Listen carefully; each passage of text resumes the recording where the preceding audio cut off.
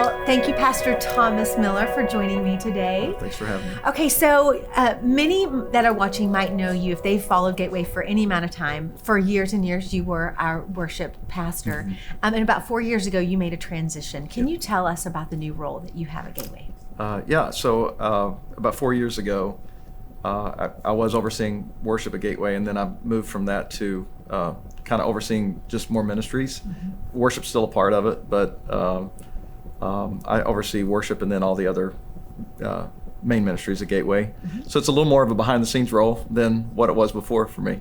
I'm sure, though, managing and overseeing, leading larger ministries, larger staff, have you found new challenges? I know there were probably challenges as being in the limelight more, but what challenges have you found leading so many ministries? Yeah, I think one of at Gateway, we're such a large organization. I think part of it is just the complexity of the interworking of campuses with ministries. Mm-hmm. At the same time, and finding something that works at one campus doesn't necessarily work at another campus. Right. Yeah. And part of that, honestly, is not necessarily based upon the leaders that are there, but maybe the culture of that community, mm-hmm. where certain things in some cultures work and some things don't. Right. And that's why I know at Gateway we focus a lot on the whys more than on necessarily the whats or the hows, mm-hmm. because the whys matter. If we have that down, then how we do it can more easily be translated to whatever culture we go into. Right, because you're always wanting to have a synergy between them, but you want them to keep their unique personalities. That's right. It's really fun to know that you can go to this campus and feel something different. That's right. Yeah. So I love that. So a lot of the ministries and departments, areas that you oversee, have a lot of creative people in them. Mm. How is it managing creatives who we're so thankful for them, but sometimes it could feel harder to rein them in? Yeah, sure. I think it's kind of that thing, left brain versus right brain. Right. And creatives kind of live in the right brain a lot more, and organizations and corporations usually are run more from left brain. Well, you have to have both, actually. Right. So I actually enjoy it because although I'm probably more linear and left brain, mm-hmm. I like being creative too. I think I've probably more so just embraced the creative because I know that they really add flavor to our organization when it comes to how we do certain things. They come up with new ideas that we linear thinkers would never come up with. Right. So it makes what we do fresher, mm-hmm. More relevant, just a new journey. Through what we're doing, new ways of expressing things. We don't look the same today as we looked 5 years ago even. And in part, so much of that, we thank creatives for that. They're Absolutely. Sometimes the one on that front line of culture and changing, and they're sometimes more open to it because they're always wanting to change and think of new things. So it's really awesome that you get to do that. And really, you're the perfect person for it, because what I do know about you is you just have this great, amazing balance of super creative and talented and gifted, but this architect, engineer mind that is, really good at leading and organizing and being thorough. And so it's really in the perfect position. So that's awesome. I want to just transition a little bit to a different question for you, because you and Mary Beth have a son, and I don't feel like I get to hear you talk much about that, because we're always asking you about things at Gateway. But what, as a role of father, how has that taught you things about in how you lead a staff, or how you even see church and that sort of thing? How has being a father shifted your thought about that? Yeah, well, it's shifted a lot. Mm-hmm. All of us that are parents can attest to the fact that, at least I know for me, when Harrison was born, I immediately understood the love of God a whole lot better, because it was so instinctive. And he had never, when Harrison was born, he had never done anything for me, yet I loved him so much I would give my life 1,000,000 times over for him. Right. It was just this newborn that I'd never seen before. And I knew that was the Father's heart for me. It was so instinctive in me because I knew God had given it to me.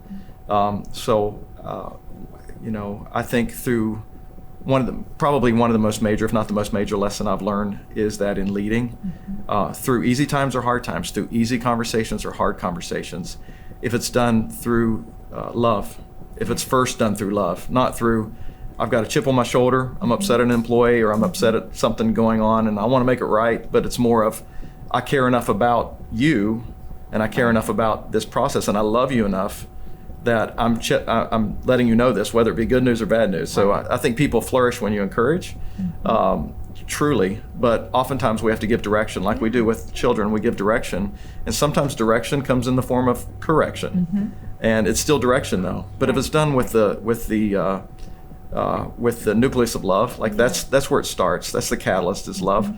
Then I think most misunderstandings will not really happen, because people know that I really care about my employees. Right. So those that I lead, I want to make sure that I lead like I do my son, which is out of love.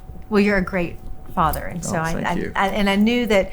I mean, it's fun to watch you and Mary Beth be parents in that way, and then see a lot of that transition into how you lead, and it's really special. Thank you. So just as we're closing, what would be something that you would say to the millennials in the church, a challenge that you would see that they are facing, something in our culture, and how you would encourage them to overcome that, so that they are taking up mantles when it's their turn? Yeah, well, I think one of the challenges, not only with my generation or the millennial generation, but with every generation, is making sure that the Word of God stays the Word of God, and understanding that it is infallible, that truly holding on to the doctrine of the Bible, and knowing that we don't have to conform it to our culture.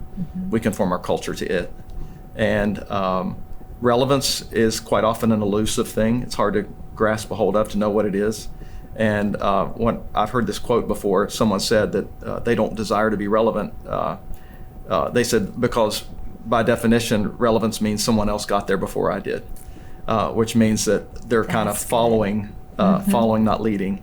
Isn't that interesting? It's completely different than people think of relevant. They think, oh, well, if I'm relevant, then that means that's right. I'm leading it. But it's that's not. Right. It's not. That's awesome. You're a follower. Yeah, right. And so, I mean, I say that to balance, to say, no, we want to make sure that we're not doing something that won't reach our generation or reach our culture, but to make sure that also our first leading is not the culture around us. Our first leading is the Lord. And there's no one on planet Earth that's more relevant than Jesus Christ. That's right. When he led 2,000 years ago, he was the most relevant man, the most intelligent man, the kindest man that ever walked the planet. And still to this day, through us, he's still the most intelligent, most relevant, most kind person to ever live, even to this day. And we should allow him to be so free to move through us, that he's more free today to move through us than he was 2,000 years ago when he walked the Sea of Galilee. That he's more free in our lives because there's so many of us. You know, he said, greater works will you do because I go to my Father. So we should be so free to allow the Lord to do what he wants to. So I would just say that that's a big challenge, is to say, how do I stay relevant? Let's not focus on that first. Maybe that's an important question, but the most important question is, how do I follow Jesus? I love it. There's never and ever will be, never has been anybody greater. So that's right. It's awesome. Thank you so much, Pastor Thomas. I really appreciate your time. Thanks for having me. Thank you.